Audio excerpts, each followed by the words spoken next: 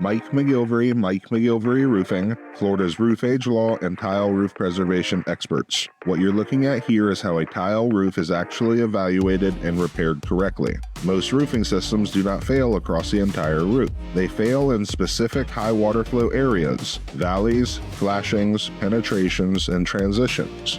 Under Florida Statute 627.7011, insurance companies are not permitted to deny coverage based solely on the age of a roof. What matters is the condition of the roofing system. That means a properly inspected and properly repaired roof can remain insurable without unnecessary replacement. Our process focuses on identifying the true failure points, completely rebuilding these sections in their entirety, and restoring the roof system back to a structurally sound condition. This approach allows homeowners to extend the life of their roof, avoid premature replacement, and maintain compliance with insurance requirements through proper documentation and certification.